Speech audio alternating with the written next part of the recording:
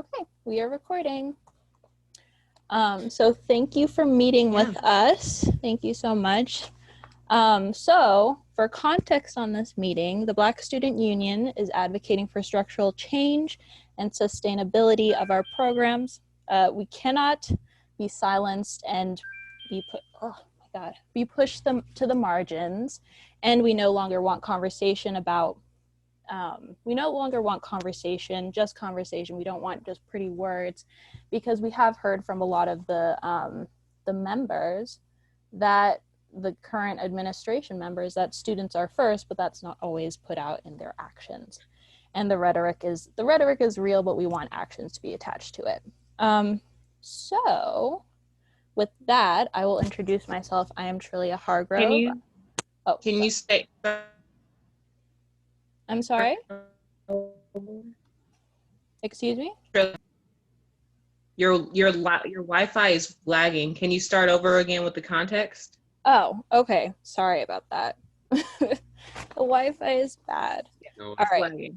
So the Black Student Union is advocating for structural change and sustainability of our programs. We cannot be continued to be silenced or pushed to the margins. We no longer want just conversation, but we want action in regards to the rhetoric that students are first, because we hear a lot of that, but that's not always put out by the administration. You know, their words aren't always matching with that. So we are having these conversations to, one, we're recording it so we can have accountability, and also just to see what you're about, and also how those, what you're about matches with what we're about, which is really advocating for Black students and Black minds and Black people. So as an introduction, I am Trillia Hargrove. I'm a member of the BSU, and I will be co-facilitator with her on this side. Hi, my name is Pierre Wilson, and I'm the vice president of the BSU.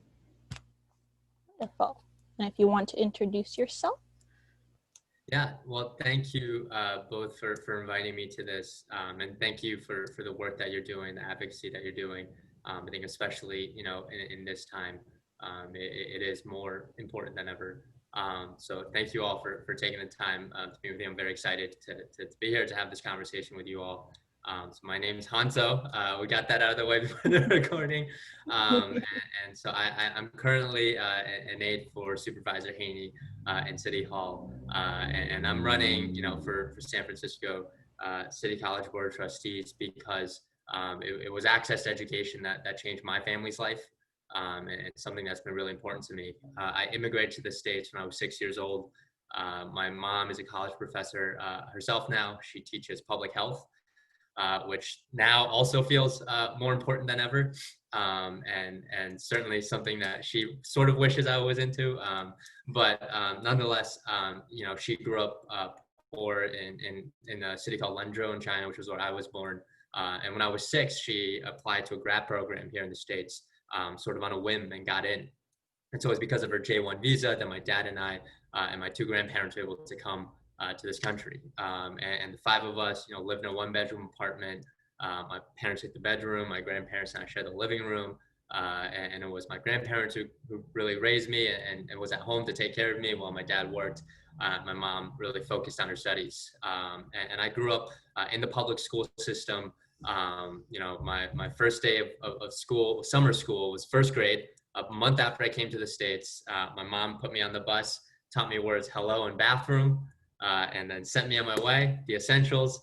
And so I, really owe a lot to our public school system. And since graduating from college, I've been working really and dedicating my life to working with API children and families, and really working to bridge the gap between Black, Brown, and API communities.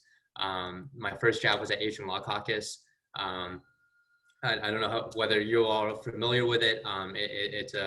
It's a nonprofit. It's based in Chinatown, but it provides services to low-income immigrants. And this, it varies too, from housing rights, workers' rights. We have a criminal justice reform branch. Tenants' rights, voters' rights, as well as immigration rights. And so part of that work, I got to work really with not just among the API community, but work closely with Latinx and Black immigrant groups. The big project when I was there was SB 50, which passed at the state level. So it's something that really shaped, my work. And I worked there because, I graduated right after Donald Trump was elected. And it felt more urgent than ever to be there to do that direct service. And so since then, I went on to then become the executive director of the San Francisco Democratic Party. I was fortunate to be the first Chinese executive director. And I'm proud of the work that we did there, especially, to create the first committee to develop a Black agenda at the Democratic Party, something that, they are continuing to work on since I've left. I think the committee is now called the Black Lives Matter Committee. It's an official committee, and it's, the work, is definitely reaching a higher crescendo now than ever. And now I work in Supervisor Haney's office in City Hall.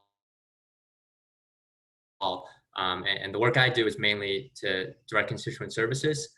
In the pandemic, that means connecting students and families to city services and bridging that gap that's there. As you can imagine, it's been a pretty intense couple of months. Our district, we represent the Tenderloin, South Market, Rincon Hill, Mission Bay, and Treasure Island. So probably the most unequal district in the city. We have the highest income zip code and the lowest income zip code. And we have parts of our district, the Tenderloin, Treasure Island, where there are huge numbers of supportive housing and folks who really need and a lot of services. And so I ultimately, decided to run in the middle of a pandemic for a position on the City College Board, not because I'm crazy, but because I really saw that there was a lot of gaps there. The supervisor, he oversees the Joint Education Committee. So we worked very closely right as the pandemic started, especially in our district, with the SWSC district to get resources out there. I saw massive efforts to get food distribution sites, to get devices out there, to get hotspots out there, efforts to call families and students and check in on them. Certainly, I don't think we're anywhere close to the adequate level of support that's needed. But, we saw the administration really try and the school district try its hardest to do that. And so working on that. But what I didn't see was that same level of urgency at the city college level. And I think what really sort of made me think more about that was my, I guess now colleague, she's come to City Hall, but she connected me with a student, a CCSF student, who had been living in her car for about 6 months at that point. This was about a month into the pandemic. So she had been housing insecure, living in her car, taking classes, and trying to go through all the proper channels to find housing. She even found an organization that was going to subsidize her deposit if she found a location, which she did. And then the organization backed out and all of that. And so it was very clear to me then that there were huge gaps in these services, and especially once the pandemic hit, that's when you really see it. And then the other thing is as the pandemic went on, as more people applied for unemployment, as we saw our economy literally change before our eyes, it was also clear that City College was and is going to be and should be a central part of how the city recovers. And so I the importance of education, like as I mentioned, is incredibly important to me. And so that's why I knew I wanted to have a seat at that table. I think that, I have that background. I think I have a unique background and experience, something I could bring. And so it's been, a couple of months since I jumped in, obviously very, very unprecedented and very strange time to be doing, to be running for office. Although it's easier in the sense I don't have to run around. I can just sit in my living room in front of a computer. Although that is now getting, the novelty of it is certainly wearing off. But, I'm excited, to be here with you all and definitely want to have this conversation, want to learn from you all. What are the important issues and the gaps that are there for our Black students and Black faculty. Wow. Thank you, Han. That was a very great introduction. Yes. So we are going to dive in. Can you tell me what is something you believed earlier in your career that has changed now? Mm-hmm. Yeah. So I grew up in Connecticut, which is where my parents immigrated to, where we settled down. So it's a very, different place than San Francisco. I grew up, ended up growing up in a small town. It was maybe 10 of us who were not white out of like the 30,000 people that live in that town. My perception of how you make change, how things happen, was always sort of, you got to compromise, you got to work slowly, you chip away at it. That's what, there wasn't much organizing, I never got to see organizing there because there wasn't not that there isn't a need, but that just didn't exist there. And the politics there are very moderate, very straightforward Republican, Democrat. It's as long as it's not a Republican, we're good. And I think, since then, going to college, I went to college in Montreal, which gave me a very different perspective. And then working in San Francisco, I think for me now, the biggest change is, I think we should be pushing for, 110% what we want, because that slow change, we talk about it, we are having the same conversations around equity, around climate change, around all of this that we have constant conversation of, we'll take these steps, when, we're seeing that what inaction is doing, that when you don't take those bold steps, that when you don't advocate hard and push the agenda, that you're not going to get to a place that you need to be. We have, fires, hundreds of thousands of acres of fires right now. Our skies were literally orange a week ago. We still continue to have Black people being murdered by the police, and being locked up in our jails at disproportionate numbers. And these are all issues that have been there, that we've been talking about for decades. And I think in my career, even though I'm technically on the inside now in City Hall, where that change is so incremental and slow, I think what has changed is that I view, how we make change to be different, and the approach that we need to take. That's something that, I think especially in the last 2-3 years, for me has been a big shift, and something I think I'm proud to have changed that sort of mindset and how I approach things. Thank you for that answer. So for our next question, do you have a background in educational equity? And if so, please tell us about it. Yeah, absolutely. I think right now, the work that we're doing is that I've been working on in City Hall has been almost solely around that.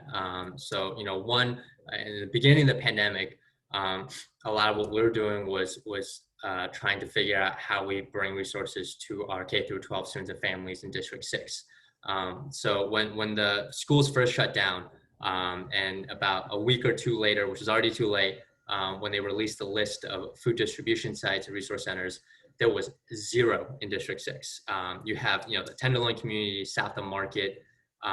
These are, 2 neighborhoods that have high concentrations of low-income families who live in very dense congregate living settings, and for some reason there wasn't a meal site for them, and that's mind-boggling. So for the first couple of weeks, what we were doing was trying to make sure that there was an equitable distribution of resources for our students, for our families, and the Tenderloin too. There's also a huge gap in technological access.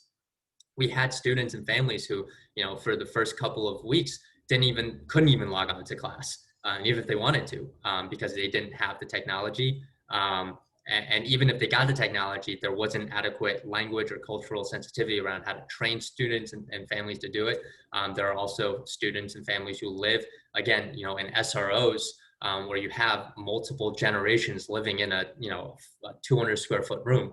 And that's not an environment that's conducive to learning. And these are also the students who already are struggling when school was in a normal state. So we were, frantically trying to do everything we could to help the school district get devices out, to get meal distribution sites. We ended up getting 2 meal sites in the Tenderloin, another one in Soma, as well as a couple of sites in Treasure Island. But in the last couple of weeks in particular, I'm sure you may have heard about these. They're called community hubs. So it's a DCYF initiative. So my boss, Supervisor Haney, is the co-chair on this city children and youth work group. So we've been trying to brainstorm how do we, because we knew that it was going to be distance learning in the fall. That's how it's going to start.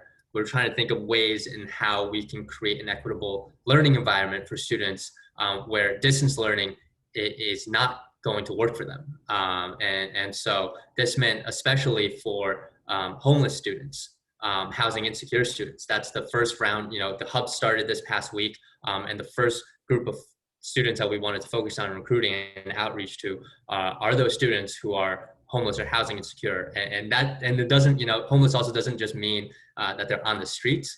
It's also, students who are couch surfing, who are living in RVs, who are living in cars. And so it encompasses a wide variety of living situations. And these students also disproportionately, because of the systemic inequalities that we have, are Black and brown students. And so that's something that we're working on. It hasn't been perfect. I think there's still a lot of gaps in our community hubs as to, making sure that we're reaching the right students. That's also a challenge, just to reach those students, to let them know about this. And also, I think there are also students with disabilities are not prioritized on that list in a way that they should be. So we're, phase one's rolled out. We're working on phase two and down the line, phase three, depending on, everything changes all the time. But, that's something that has been really important. And also making sure that, that when we have these hubs that they're culturally competent. For example, a big one, one of the major hubs in our district is in Soma, where we have a huge population of Filipino families.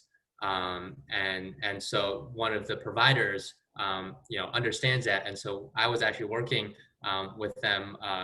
Ultimately we had to push it back, but trying to find a way that once a week there could be culturally competent or culturally sensitive or culturally appropriate, food for the students, and that, there was resources there for the families and things like that. So I think, coming out of COVID-19, equity in education is going to be even more important. And a lot of that is contingent not just on what happens in the classroom, but what happens outside, because that ultimately has a huge impact on students' success, on their ability to stay in school, and in the general livelihood of our students and families.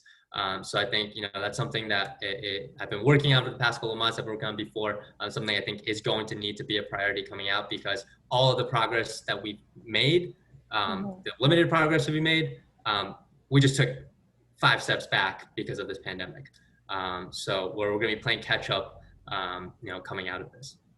And if I'm correct, you were in these experiences that you were talking about K through 12, but it really does go into college students as well. There are so many instances where people are forced, if people stay in college for too long because of other things, then they're just going to be running out of resources. We have so many foster, we have students that are in formerly foster care. We have homeless students, and these things don't go away once you hit adulthood. So it is very and I think, sort of touching on that too, I think part of it is we see this huge effort, around K through 12 students and families. Partly is that there are there's a special, obviously a very distinct set of needs for those families. But I think the other part is, we have a tendency to see that, these folks are, who are in City College, they're older, they're more self-sufficient. Yeah. There's an expectation that somehow they'll figure it out, when, that's not the reality of it. Yeah. People are struggling right now, and nobody knows, how to figure this out. And City College students don't have any less need than, a family that has a kid going to K through 12. Some City College students have kids that are also in K through 12. They're feeling double the impact. So I think, that's absolutely right. It certainly doesn't end, once you graduate from high school. It certainly doesn't end, at senior year, 12th grade or 18 years old.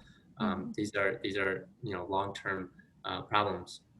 Yeah, especially when there are some programs that you just don't qualify for anymore. But anyway, I did want to mention that some ground, you've been doing fine so far, but we have about 10 questions, and we have about an hour. So we're going to try to keep it around five minutes to each question. Okay. But yeah, you've been doing great. So thank you for that answer. That was very insightful. And yeah, Kier. So, what is your strategy to rectify the harm in education towards Black students, such as underrepresentation, bad policy, and underfunded programs? Mhm.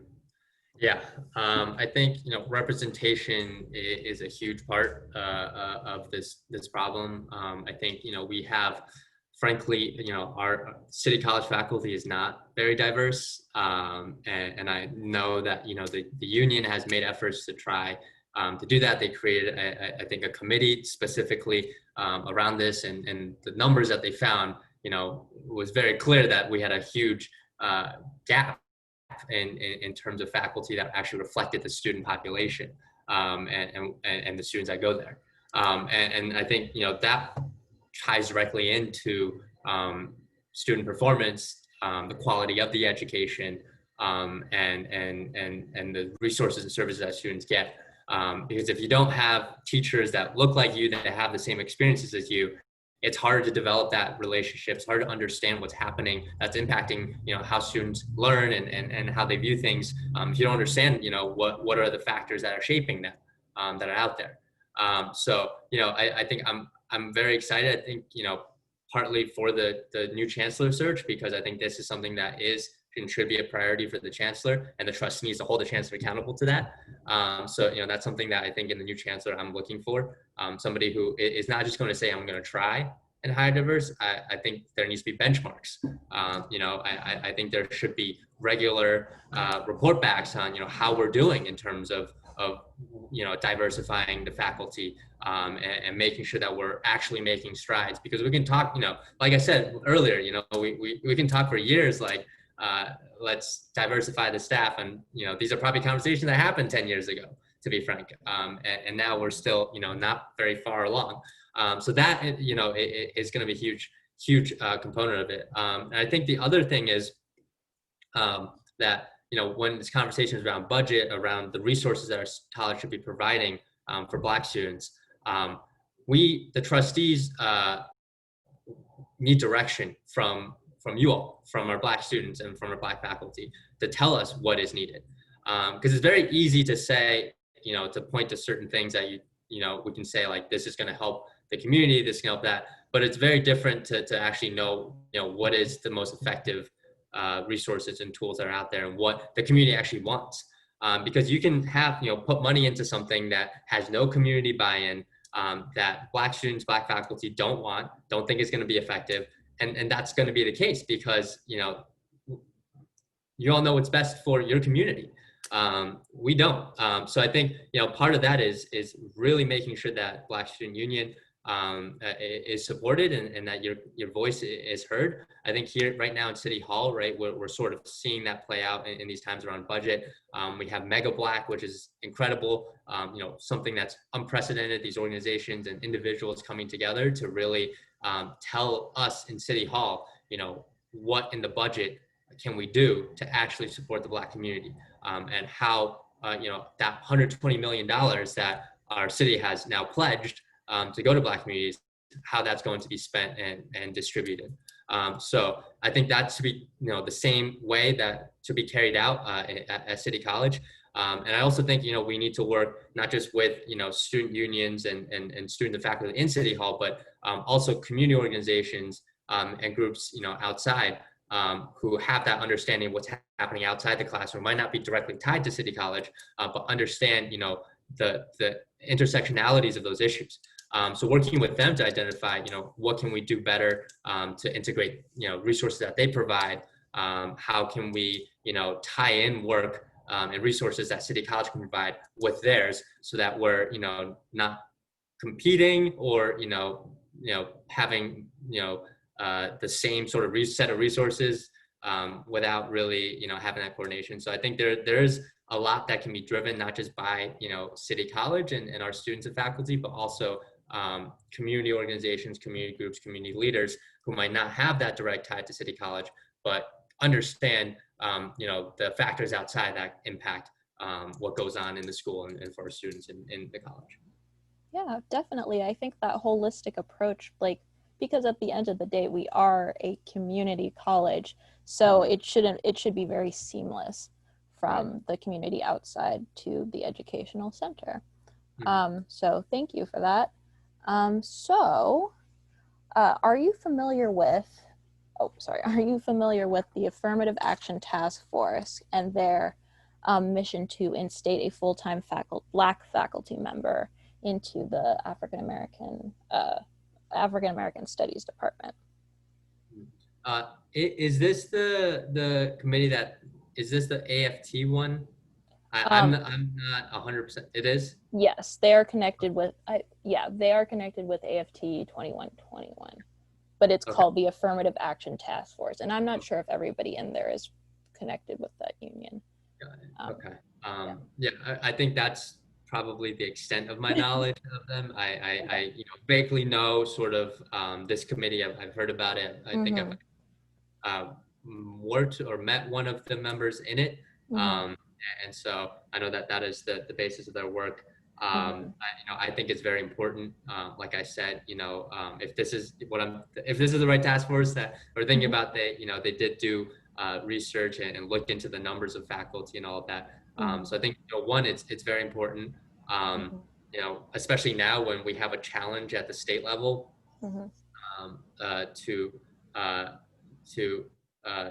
around affirmative action at the state level. But I think, instituting a full-time chair, I 100% am on board with that. I think that needs to happen, especially now. We have students who are fully enrolled in those classes. It is a very important program. Makes it even more vital that these classes, these courses are accessible to our students, and that they're fully funded, as well as fully supported by staff. My mom is a college professor, and there was a point where I think they didn't have a chair for a while, and you really lose a lot of direction if you don't have a chair. And so I fully support that. I think it's important, and I will commit to working to make that happen. Thank you. Yeah, and just so we're clear for YouTube, for everyone who watches this, it is true that we do have an African American Studies department at City College, yet there is no professor who teaches any of the African American Studies classes as a full-time faculty member. They're all part-time, which is in a way a systematic way to hold them back, because if you're not full-time, you don't even have a chance to become a faculty chair. So they're holding them back by saying, oh, well, we won't give you more than 2 classes. We won't give you a lot of time. And that way we don't have to award you or give you a chance to run the department because you're not full-time. Yeah, and if I'm not mistaken, they still say, they have it somewhere written down, unless they changed it last semester, that Aaliyah Dunn, she was still the chair. But that's not she doesn't go to the school anymore, and she doesn't work there anymore. She doesn't work there anymore. And even though it would be great if she did, they're not saying who is actually the chair. I'm pretty sure they'll welcome her back. Yeah, I'm pretty sure they welcome her back. But the point is, she's not here. They've never appointed anybody else, and they've also put into the rules, into the rule book, into the handbook, to make it impossible to do so. Because they won't allow someone to teach 4 classes to become a full-time faculty member, which also holds them back from getting tenureship. You could work there for 20 years, and because you've been part-time that whole time, you're not eligible to be tenured, which is still not fair either. But anyway, so Han, have you taken any classes in African American Studies before? I have not.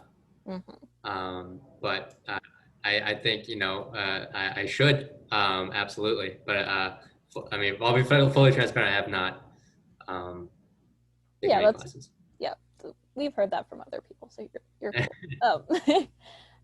So, can you identify funds in the school budget meant for Black students? If so, tell us the type of fund and how to access it. So this could be allocations of funds that are specifically meant to go to Black students, or this could even be scholarships that you know about and would like to promote, you know, because sometimes we don't always get the visibility for these scholarships, and if they're not right there, some people just don't find them, and this is a great way to share the knowledge because this is for our Black students, you know.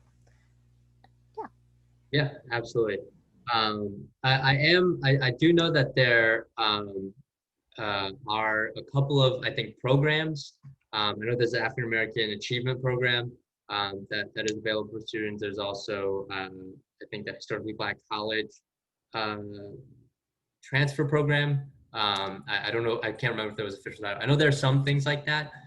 In terms of budget, you know, line items, I'll be honest, I don't think I don't have that deep of a knowledge of the budget line items to know if there are any specific funding for that. But I know that there are some programs, although whether they're, you know, effective and how access they are, you know, I don't fully know, and would love to hear from, you know, you all if you've had experience with those programs and, you know, whether they're actually effective or you know, well staffed or resourced. Thank you. Your turn, Kira. Thank you. So, can you tell us how much money is in the budget reserves? We know we can't use that money because it isn't a reserve, but if there was more money than in the reserve, how would you use this money to support Black students at TCSF? Absolutely. I think my understanding, I think there's just under 10 million or so, I think, in the reserves. If I'm reading the budget from last Wednesday, or was it last Wednesday or 2 Wednesdays ago, the budget meeting correctly. So I know that there's that portion there. In terms of, you know, we can't use that money. You know, I will be completely frank. You know, one, I understand, you know, we do need to have fiscal solvency, and there are, you know, regulations around, you know, having that 5% reserves. But I also see that, you know, we should be advocating at the state level, especially with the accreditation committee, on, you know, maybe looking at changes to that, because we're coming out of COVID, and institutions are struggling, and, you know, frankly, that's what reserve money is there for. And so, you know, I think that there's something that, you know, maybe not directly related to this, but something I do want to, you know, look at and advocate for at the state level if I'm elected, around, you know, how are we reevaluating the evaluation system for colleges, because the reality of it is those reserves are meant for times like this. And so we should, you know, there should be ways to access it. But, you know, in terms of money that's left over, or if we are able to access that money, how can they be directed to support Black students? I think that's a conversation that has to be led, again, by you all, by Black Students Union, by other Black faculty groups, you know, community-based organizations, especially, you know, I think right now in the Southeast campus where there hasn't really been a class, you know, I think right off the bat, that's an area where we can look at how are we directing financial resources there. I know that, you know, I did see that Supervisor Walton had posted about, you know, that there were commitments made at that campus that are, you know, in conversations of not following through. So I think that's something that we need to look at. But ultimately, you know, how that money is allocated has to be led, again, by the community that's actually impacted by it. So I think there are certain, you know, broad areas that, like the Southeast campus, and I think it has to be, I would like to see it go into maybe direct subsidies to students. You know, that's something that, you know, in our office, we're working on universal basic income. And, you know, finally, we're sort of seeing that. I may have made an announcement just a few days ago about guaranteed, not guaranteed income, but guaranteed money to women who are pregnant and those programs. And so I think, you know, that's something else. Ultimately, you know, from you know, what I've learned and researched and looked at, ultimately, sometimes the best way to support communities, underserved communities, is just money. Just, you know, rather than, you know, resources, just giving them the money because they'll know what they need it for. They know how to spend it. You know, so that's something that maybe we can look at, and how we use that money to actually directly put cash into our students' pockets so that they can spend that on things that they need in order to succeed in school and survive in school. But ultimately, again, I think the conversation is not where, you know, I want to see it, it's where you all want to see that money go. Thank you. So for our next question, I'm going to bring up some slides, but the question is, what is your strategy in regards to the Black Student Union demands? And we did send these to you in the prep email, but I'll just bring them up if everybody can see them, and I'll just read them out for you. Oh, what? Why does it always do that to me? Okay. So what we have here is we ask that CCSF understands our goals are to have a unified Black space and presence that connects all of the resource centers, AFAM Studies Department, and Black Student Union, networking with high schools so we can promote ourselves to potential CCSF students. This encourages longevity and circulation of students into the BSU so we can continue its legacy. Making sure that Black programs and resources are given the proper visibility by CCSF, which isn't always the case. Advocating for adequate funding for the African American Resource Center and an AFAM Studies Associates of Arts degree that can be used for transferring, which we currently do not have.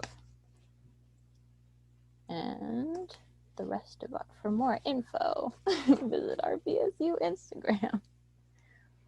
So what is your strategy in regards to those? I think we should probably go down the line, right? So first, having a centralization. I think that's actually a really great idea. I think that's something, right now we got the bond money that is coming in from Prop A, and I know that's going to be talked about facilities, and there's a student resource center that is being built. So I think that should be a central part of the conversation. I think it makes a lot of sense. It's sort of, to me, it almost sounds like a no-brainer to have all of these resources in one central location. One, because it's easier for students and folks to access. Right now we're trying to do that sort of on a district level. So you all probably know there's the mission hub, the mission task force hub in the mission where it's a COVID response hub. So it's like a one-stop shop for people. It's specifically focused on the Latinx community, but it's in the mission. It's run by community organizations.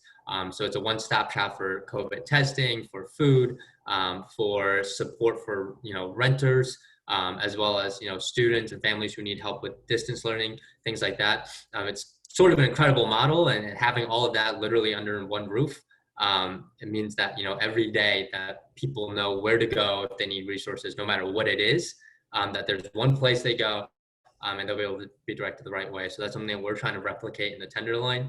Obviously, it has its own unique set of challenges, but I mean, this is something I think very similar in that if we have all this resources in a centralized location, it makes it a lot easier for people to go and to access it. And the other thing is, I think it also would make it more cost efficient as well.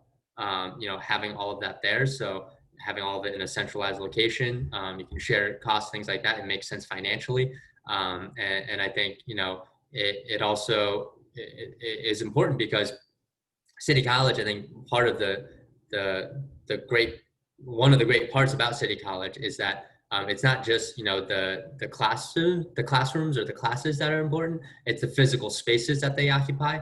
And I mean that in the sense that, for example, I would do outreach at the Chinatown campus when I was at Asian Law Caucus, and I live right around the corner, and you sort of see the community use that building, use that center as a place to really have the access point to city resources, to service providers.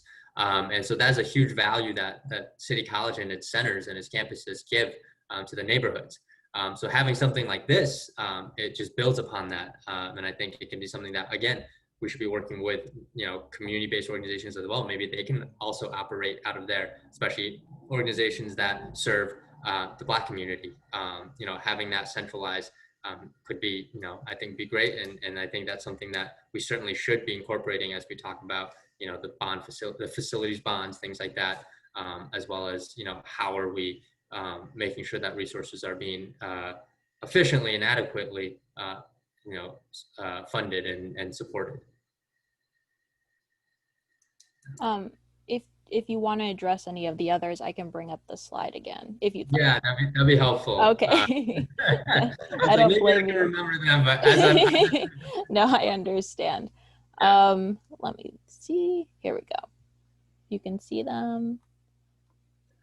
Networking, oh, right, networking with Yeah. high schools. Yeah, I mean, I think one, really important program that we already have is the dual enrollment with our high schools here in the city. And one of the things, the big issues and problems that we're already seeing at City College is we have such a large number of San Francisco students that are taking courses in other community colleges. I think, if I remember correctly, when I had a chance to speak with the chancellor briefly, he said about 1,500 or so. So we want, the City College has always been, omnipresent in the city. You ask people who live here, they're bound. So everybody is bound to know somebody who either went there or has a family member that's going there or going there themselves now, especially, with Free City. So I think, that's absolutely important, and it shouldn't be hard, and especially, as we're facing a crisis of enrollment, we're seeing plunges in enrollment, especially post-COVID. We should be, working closely with the Unified School District, with our high schools, and even, with our, non-unified district schools as well, to make sure that there is that pipeline for students to go in. And like you said, also encourage longevity and circulation of students into BSU. That's, I think, the hardest part of organizing as a student organization, is just that there's only a finite amount of time that the members and the organizers are going to be there. It's always students are graduating, they're transferring out. It makes it very challenging for student groups to organize long term and things like that. So having this, a pipeline, I think, is really important. We agree. Thank you. Yeah, of course. And then make sure Black programs are supposed to give them the proper visibility by CCSF. Yeah, I think one thing I want to see, one thing I want to do in general as we come out of COVID is figure out how City College can be more visible into enrollment outside of paying millions of dollars for people to develop ads and banners. Ultimately, I think we need to be visible at events, at community events, signing people up, things like that, and we should be highlighting the programs and the resources that are available, and especially if we want to enroll and make sure that this opportunity is available for more Black students, we should be highlighting, what City College resources there are, what programs we have at these events, at these enrollment events. I also think, what would be interesting to explore too is, sometimes, there are ways,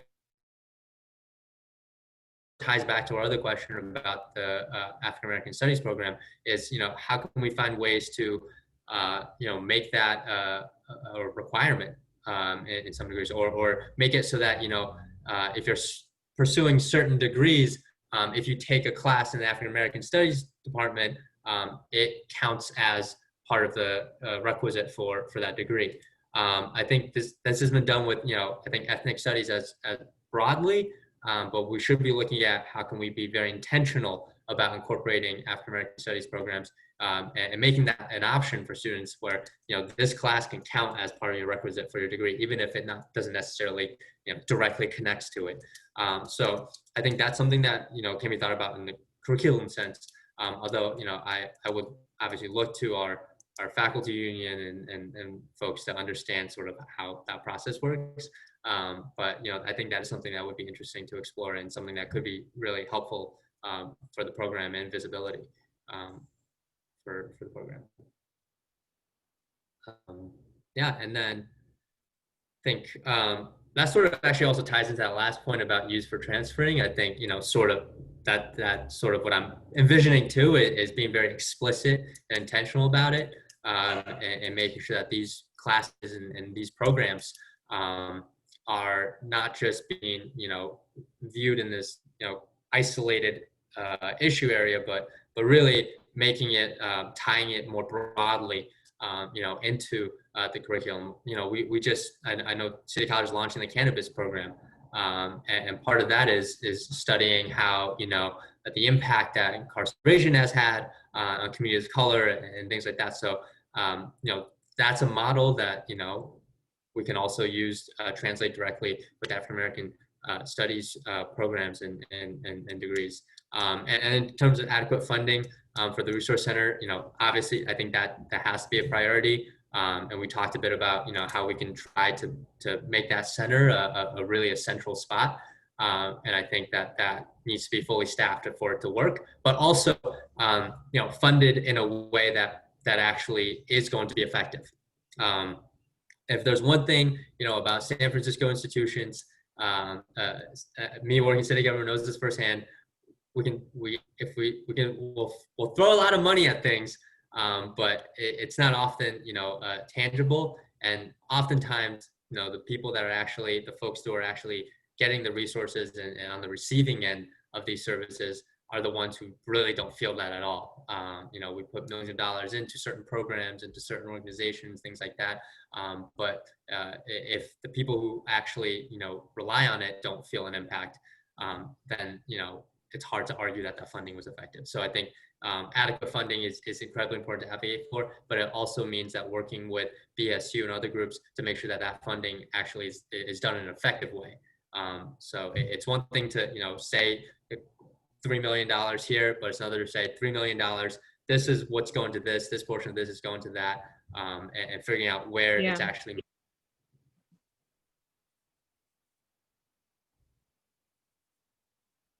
Hello? Oh, there we go. Okay. So Han, what makes you different in this race? Yeah. Well, I think I'm grateful that this many people want to run for this seat. It's certainly, something that it's not going to be a job that's full of glory. I think it's, if anything, it's a job, we're all trying to sign up for, to be yelled at for the next 4 years, which is right. And that's what public service is about, and making those difficult decisions. For me, I think my background, I think is different than a lot of other folks. I am, I guess, one of two immigrants to be here, but I've grown up in a very different environment. I think the work I've done, especially, has been around how do we bridge the gaps between different communities, and how are we working to make that happen? Because right now, I think that's even more important, because we see oftentimes, resources, time, money, funding, all of that. It's oftentimes the effort is to pit different groups and communities against each other. And I apologize, that's my dog Minnie, who just woke up. So she might be squirming around a little bit in the background. But as I'm saying, I think I have that unique background. I think historically too, in San Francisco, and that's something we continue to see, the Minnie, sorry, she's getting more comfortable. The Chinese community, the Black community, there's been a lot of conflict, and there's been gaps, and I think there's a lot of anti-Blackness within the Chinese community, within the API community, and we've seen that sort of crescendo up and down throughout, and it certainly doesn't help when there's high-profile news articles about events that happen, attacks that happen, and I think that's something that I have a background in really working at Asian Law Caucus, and then at the party, really working to understand how do we bridge that gap, and how do we make sure also that resources, when it comes to resources, that it's not, we understand that there's going to be an effort to pit groups against each other for those. Even when I was at an endorsement interview yesterday, and somebody asked me, "Oh, you and Alan Wong are supporting each other. You guys don't see each other as rivals because you're Chinese?" And I was like, "I'm sorry. Is that a question you would have asked if we were white? Did you ask all the other white candidates about this, if they see each other as a threat?"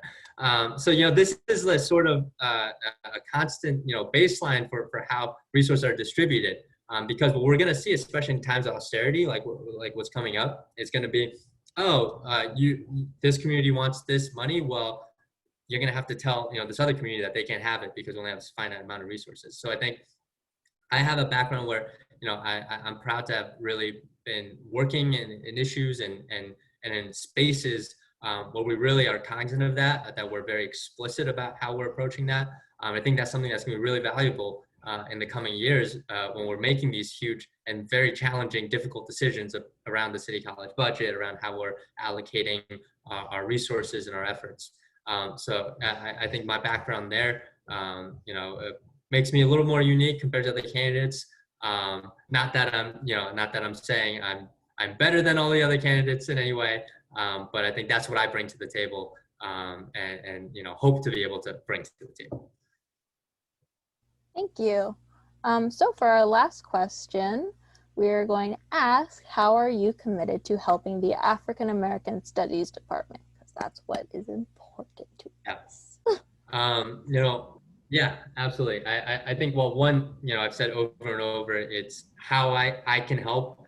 I will take the lead of the faculty in the department, our students, because you all are the ones that are experiencing it, that are accessing it, that know where the gaps are, that know where the problems are, and we're working most effective.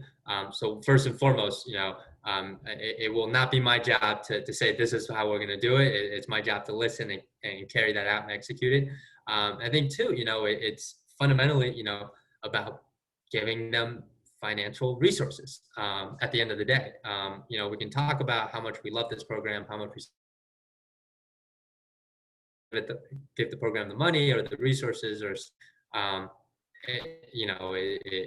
it's meaningless. So I think the most direct way is really making sure that we have funding and adequate funding and staffing for the next couple of years, especially when it's going to be everybody fighting for a very small pot of money.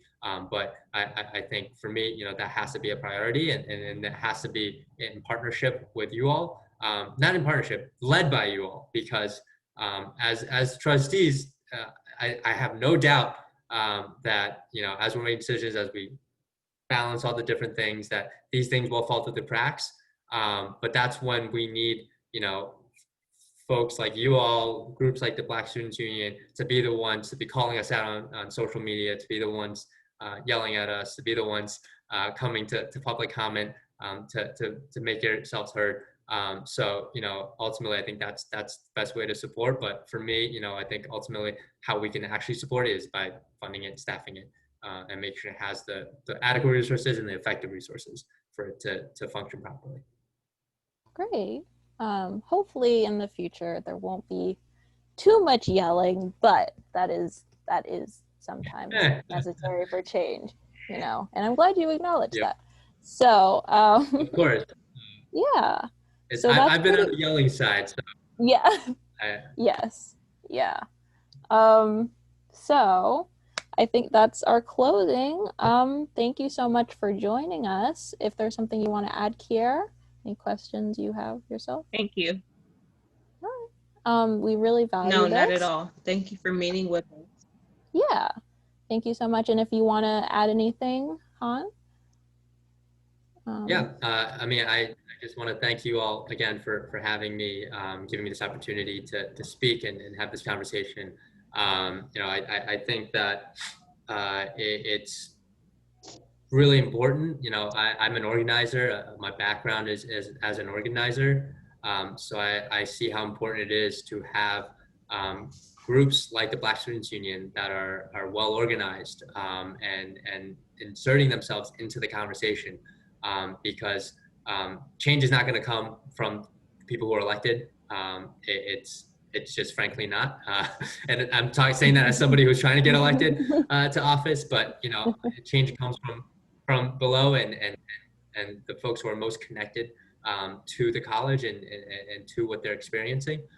So I'm grateful to meet you all, but also I want to continue this conversation. I want to work with you all, and I think that you have my email. I'll drop I'll email my cell phone number to you all as well, so you can reach me at any point. But for me, fundamentally, I think the next couple of years for City College is going to be a defining moment, not just for how we come out of this fiscal problem at the college, but for what the college stands for and what it looks like in the future. I think COVID has really, done a real number on us.